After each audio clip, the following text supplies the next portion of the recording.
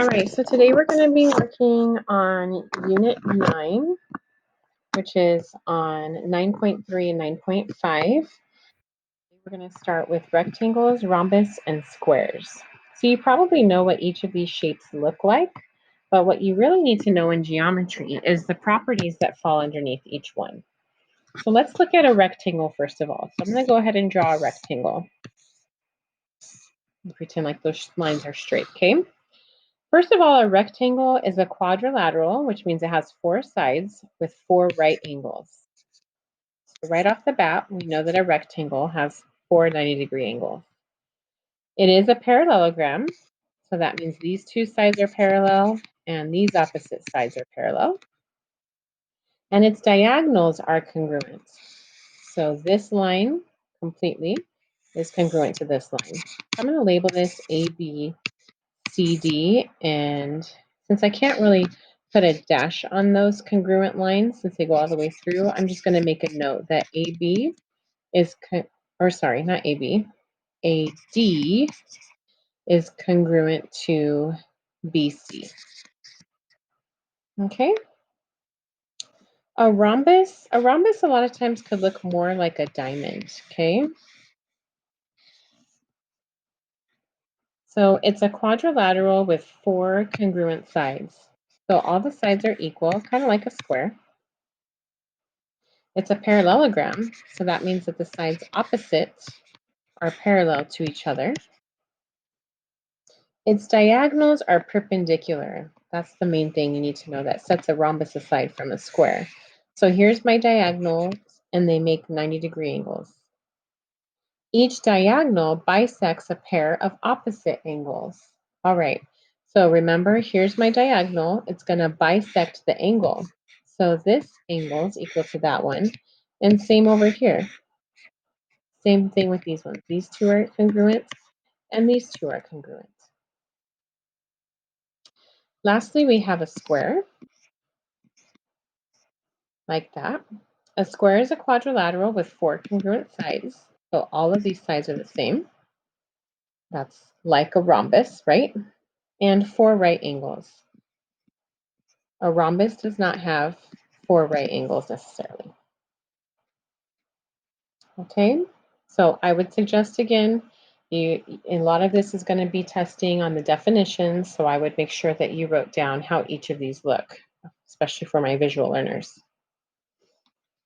Okay, so we're going to go back and forth between the last slide and doing the actual problems here. So for the first one, we are asked to find each measure, and A is telling us that AD is 7.5, BC is 10, find DB. Well, if this is 7.5, first of all, I notice that all these are 90-degree angles, and I'm thinking this has to be a rectangle because these sides are not the same. So it either has to be a rectangle or a square since they have 90-degree angles. And because these 2 numbers are different, then it has to be different. To solve for A, what I know is that if this side is 7.5, then this side is 7.5. And the question is for me to find this diagonal here. Well, if I look at just this part of my rectangle, actually can redraw it where this is D, B, and C. BC I know is 7.5, BC I know is 10, and I have a question that you guys did a couple of weeks ago, or maybe last week sometime, where I need to find DB. How can I find DB given that this is a right triangle? What can we use to find the missing side of a right triangle? Pythagorean theorem, right? So I know that my 2 sides squared will equal my diagonal squared, which in this case, my diagonal is DB. So 10 squared, I know, is 100.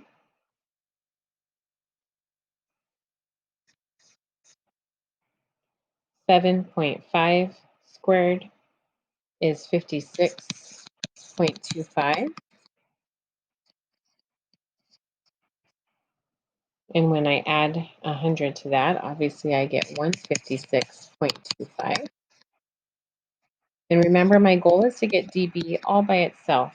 So right now, dB is squared. So to get rid of that square, I'm going to square root. This is definitely a question that's calculator. Anything with decimals, you guys, that means just go ahead and use your calculator, okay?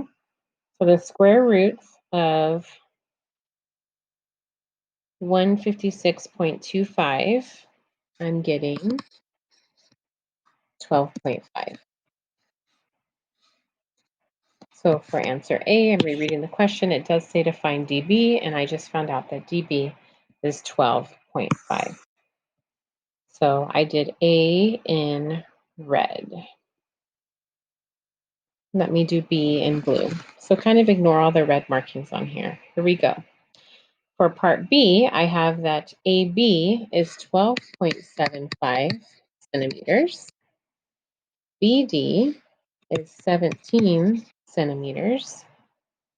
They want us to find DB plus AD.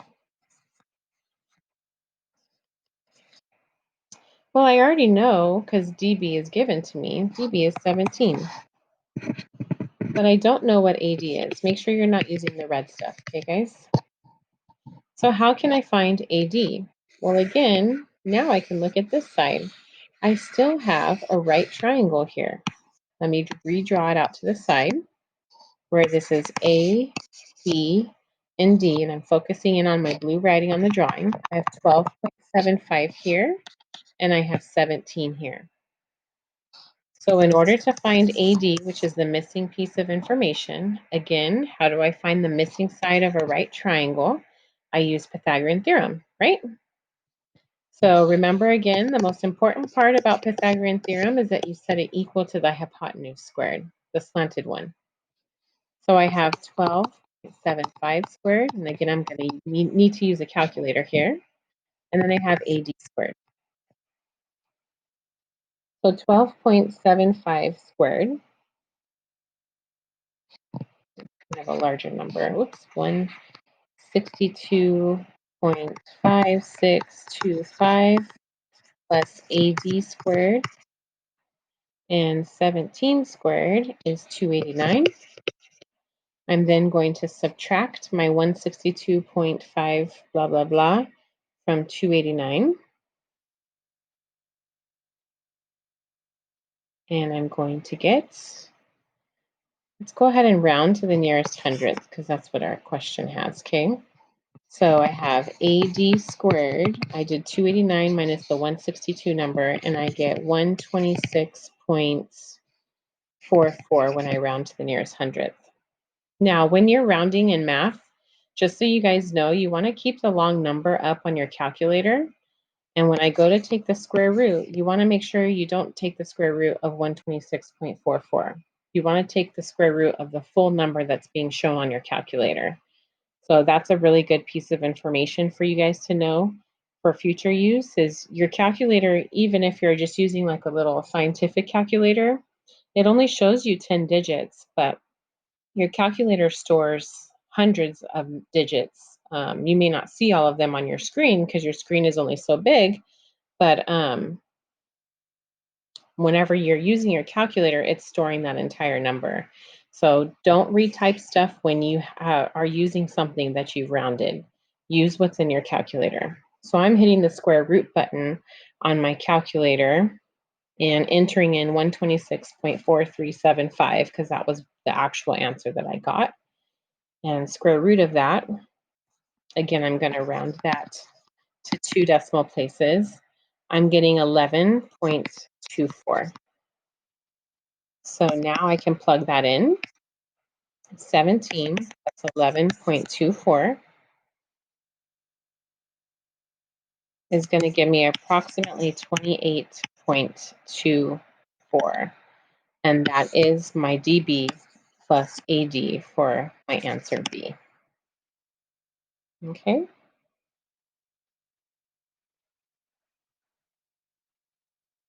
All right, let's try the next one. So here's how math is going to be, honestly, you guys. You're going to start to notice that as you go into further math classes, and this really starts in geometry and algebra 2 next year, you'll see it a lot. You have one new piece of information that's given to you. For geometry, the new piece is that, we knew that this was a rectangle, so we were able to say that the sides opposite were congruent. That's really the only piece of geometry that we're using to solve this. And then everything else was review. It was remembering randomly that we have a Pythagorean theorem question in here. Pythagorean theorem is not even in this unit, but any math that you've learned through geometry and algebra 1 is randomly going to pop up on any questions from now on. And that's what becomes difficult as you go into higher level math classes is you're just expected to constantly remember all of this material. So just keep that in mind. That's why you really have to stay fresh on these things and not just try to learn them for the moment, but really try to memorize them so that you can identify things when they pop up. All right, so for this example, we are told that this is a rhombus. So there's lots of properties for a rhombus. I might have to go back to that example in a second. Let me stay consistent and I'm going to write my A answer in red, okay? We are asked to find each measure. A is asking me to find x, y, okay, x, y. So for a rhombus, x, y happens to be a side. So let me go back and look really quickly and see what it says about the sides. I can glance at my drawing. But basically what it says is that all of the sides are congruent, right? So I know that for this problem, that all my sides are congruent. So if I'm trying to find xy is equal to 6m minus 12 is equal to 4m plus 4, so on and so forth. So I do happen to have two pieces of information here that's dealing with the m's. So I know that all the sides in a rhombus, because it's telling me that this is a rhombus, are congruent. So therefore, to find xy, I can plug in my work for A, 6 minus 12, and set it equal to 4m plus 4. There's your geometry step. The step that you know that the rhombus has all equal sides. Now we're in algebra 1, and I'm just doing regular solving. I'm bringing the 4m over to this side, and then I'm adding 12 to both sides, dividing by 2, and I get m is 8. Okay, my question is to find xy. So xy is equal to either of these because they're all the same, right? So you just pick one and plug it in. So let's say I want to pick, xy is equal to wx, for example. Whichever one you pick, you should get the same answer if you did the math correctly. So 4 times 8 plus 4. 4 times 8 is 32. And 32 plus 4 is 36. So xy is equal to 36. And that's your answer for A. Okay. Now for B, try to ignore my little red marks. For B, we're going to look at the angles now. So I might need to refer back to my slide a second ago. For my angles, I'm asked to find the angle of YVW. YVW. So this whole angle here is what I need to find. How can I find YVW? Let's look at our correlation on a rhombus and see what happens with the angles. Let's see. Each diagonal bisects a pair of opposite angles. Its diagonals are perpendicular. That's also an angle, right? So the diagonals are perpendicular and it bisects, the diagonals bisect the opposite sides. So let's see if that's enough information for the example we're working on. So I know that the angle on the inside, all of these are 90 degrees. And I also know that these diagonals that go across here bisect the angle, so those are congruent. So I know right now that angle YVW is 2 of these 9 n's plus 4, right? They want me to find the whole angle. That's what makes this tricky. So I need to figure out what n is. If I can find n, then I can plug it into here and multiply it by 2. So maybe this other piece of information could be useful. This is telling me that the middle angle right here in the middle is located here. And I just read a second ago that the diagonals create 90-degree angles where they bisect.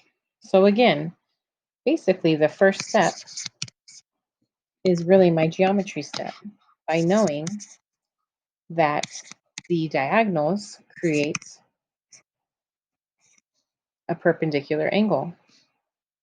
So therefore I know that that needs to be equal to 90 degrees. We're going to use our calculator again. I'm going to go ahead and start by adding 0.75. So that'll give me 90.75. Then I'm going to divide by 3 on both sides. And that would give me 30.25. And then in order to get n by itself, I'm going to go ahead and square root my 30.25. And I'm going to get 5.5. So remember, my question is angle YVW. Right now I just have n. So I do know that angle ZVW is 9n plus 4. So I can find ZVW by plugging in 5.5 to that equation. Now that's not what I'm looking for, but I got to start somewhere. Sometimes you have to just go with what you know until you can get there. So I get 53.5 for this angle here. Remember, my question is the entire angle. This entire angle is what they want, YVW. So another thing about geometry that we know for a rhombus is that the diagonal is an angle bisector. So if the right side is 53.5, then so is the left side. So in order to find the entire angle, angle YVW, then I would just need to add 53.5 or multiply 53.5 times 2 because there's 2 of them, right? And I would get 107 degrees. And that is my answer for part B.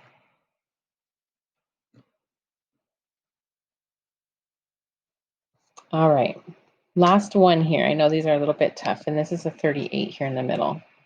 Find the measure of each number, that would be numbers 1 through 5, in the angles here that are given. All right, so we do know that it's a rhombus again. We just learned that when you have a diagonal, like this one here, that it cuts the opposite side angles in half. So I already know without doing anything that angle 5 is going to be 38 degrees. And we know that the opposite side angles are the same. So same thing's going to happen. Angle 2 is also going to be 38 degrees. And angle 3 is also going to be 38 degrees.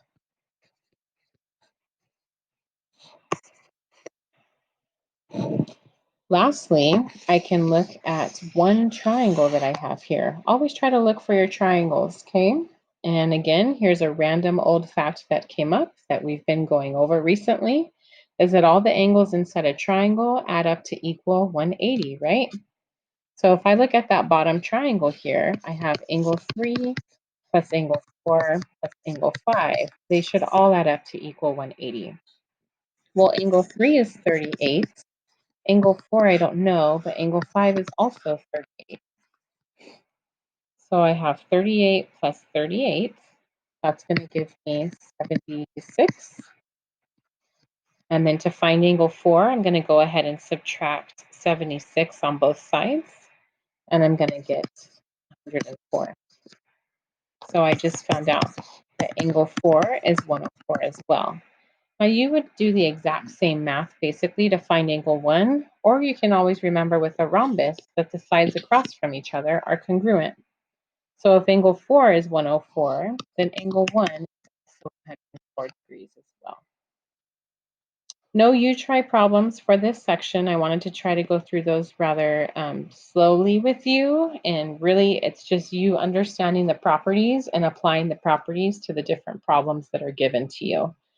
So might be a little bit challenging because not every question is going to be the same, but really look into those properties and know them and understand them, and you'll be fine. Your homework's on here, and then don't forget to ask me any questions that you may have on 9.3.